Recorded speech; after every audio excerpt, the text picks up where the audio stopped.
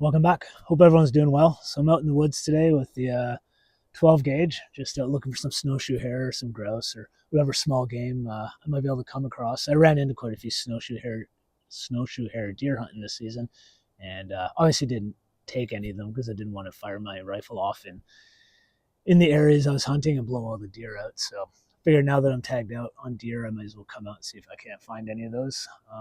But nothing so far. So I figured I'd stop and do this video. I'll try and make it as quick as I can. And yeah, just my final thoughts on the deer hunting season. And, you know, I've been asking myself if I feel that I've gotten any better at hunting. And from where I started, even back in the end of this or early fall till now, I definitely think I got somewhat better. Like there was some small incremental improvements, and a lot of it just came from experience. I think this year the biggest thing I developed was some confidence. I think in the past, I knew everything in theory, or I knew as much as anyone else does about how to deer hunt, but when you don't have the experience in any success, you just don't know if you're doing it right, or people are just telling you to go do something, and maybe they're doing something different that's giving them success. But I really think it's the experience that builds the confidence, and then you stick with it because you know what you're doing can work, and the more you apply it or put it into practice, eventually it's going to pay off, and you're going to find yourself a mature buck. Um, but I'd say the first step in that was I think I developed some self control and self restraint this year. Passing on those little bucks, those little spikes and forkies was something that I never did before. And if I wasn't on a, if I didn't set a goal to take a more mature buck this year, I would have harvested those smaller deer early and never had the chance to hold out and try and find something a bit better. Now I know I didn't take a giant hammer buck, but I, I mean, the size and maturity of the deer did grow throughout the season. And yeah, I think ultimately it may not have been huge leaps and bounds and improvements, but I think I did improve a little bit. And having that self control, self restraint was the first step in accomplishing my goals. I think another really important point, and I hear people say it a lot, and I think it sunk in for me this year, was learning your spots. I think you just pick two or three spots on the mountain where there's deer, there's good sign, there's beds, there's lots of game trails, you're finding sheds, you're finding decent sized sheds to kind of give you something some foundation to build upon.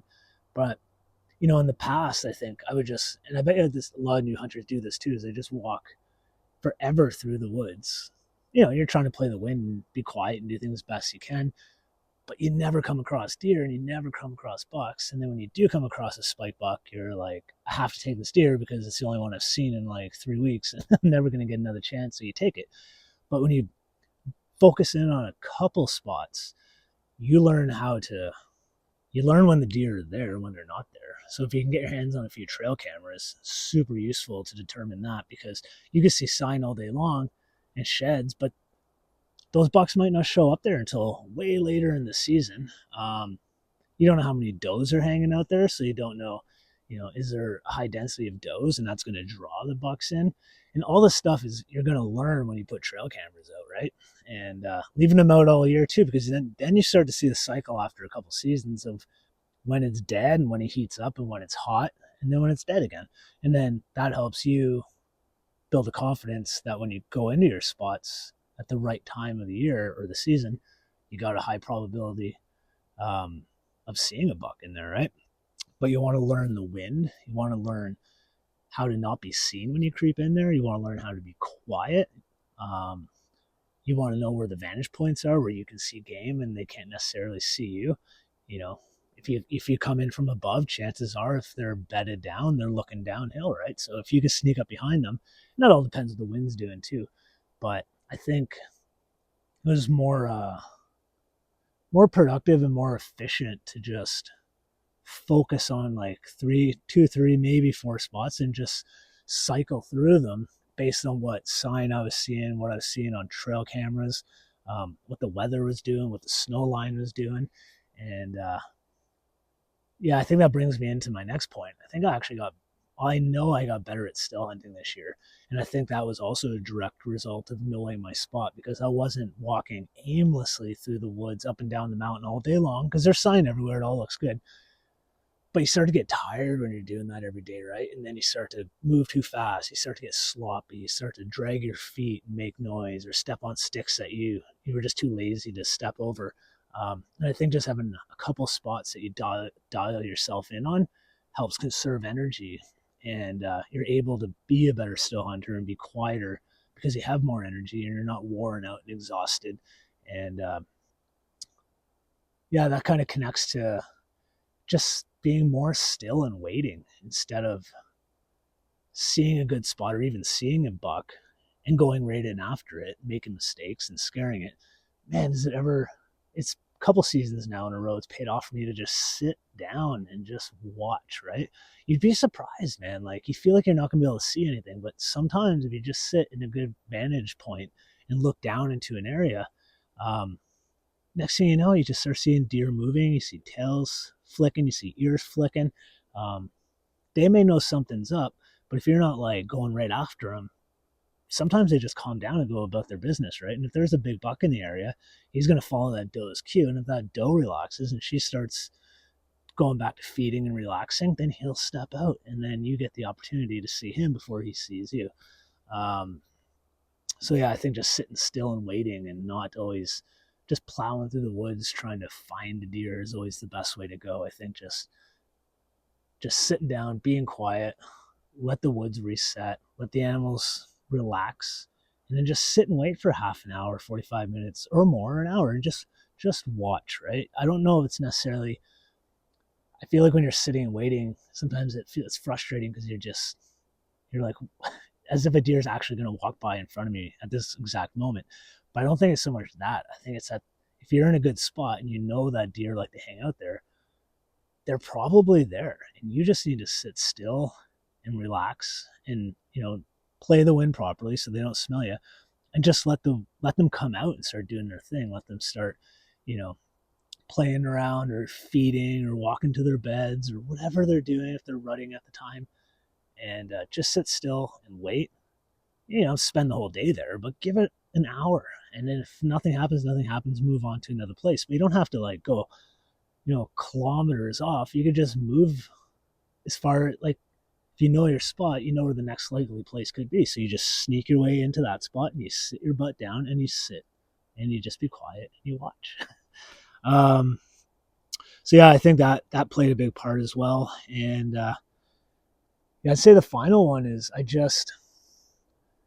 because I knew my spots, because I had trail cameras, because I was passing on smaller bucks, all of it sort of coming together was that I would hunt my spots as if there was a big buck there, right? Like with that confidence. There's more times than not where I'd sneak into a zone and I wouldn't see any deer. But every now and again, I would see the does, or I would see the spikes and the forks.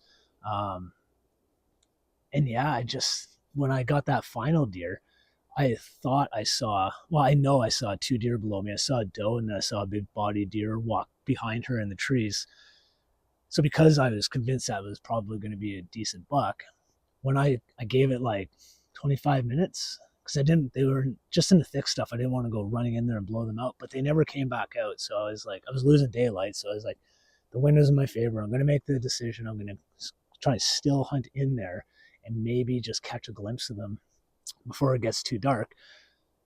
So because I was hunting that spot, or at least that area, like I knew there was a big buck there. So I was being extra quiet, extra slow, making sure the wind was perfect with every step. That opened up the opportunity for that other 2 point buck, because he didn't know I was there, because I was hunting. I don't say I was hunting really well, but I was hunting to the best of my abilities. And he didn't even know I was there until it was too late, right? He just happened to step into view and he was like 50 yards away and I noticed him. And, you saw the video, I guess, and it all went well. But if I didn't know that other buck, or if I didn't think that the other buck was down there, I probably would have moved through that possibly too fast and too loud, and he would have blown out before he ever came over that ridge and I ever saw him. So yeah, I think it's hard, but you have to hunt every spot like there's a big one there. That makes you hunt more effectively. That keeps you on your toes and your senses heightened, and it keeps you honest. You can't be getting sloppy and cutting corners, because one day when there is a big buck there, if you're not hunting it as effectively as you can, he's long gone, right? So yeah, that was really it. So I think I got a little bit better at hunting. Definitely no expert, and I can't wait for next season. I'm gonna, obsess about it all winter and all summer. But I'll definitely be out shed hunting this spring, and I might even go for some more predator hunts in the winter, just to stay busy. I enjoy doing that. I did that last year, and I saw a few wolves, but every time and a bobcat, but I couldn't capitalize on it every time it happened. It was just they're always so fleeting with the wolves or cougars or anything like that. It's like that. They look at you, you make eye contact, and they're gone. So you kind of have to be able to call them in. So, anyways, I want to get into that, but I might spend some time in the winter doing that, because it's kind of something fun, different, and new to try. And that's really it. Snowboarding starting, so I'm going to shift my focus to that. And I'm sorry for anyone out there who has enjoyed watching my beard grow through these videos, but man, it's really annoying when I'm snowboarding. I got my face mask on. It's just a mouthful of beard, and I don't know. I might have to. I'm not going to cut it off completely, but I'll probably trim it down substantially, and then I'll grow it back again for next hunting season. But yeah, if you stayed around this long and watched all the hunting videos, I appreciate it, and hope you guys had a great hunting season, and I hope everyone tags out, and we'll see you next time.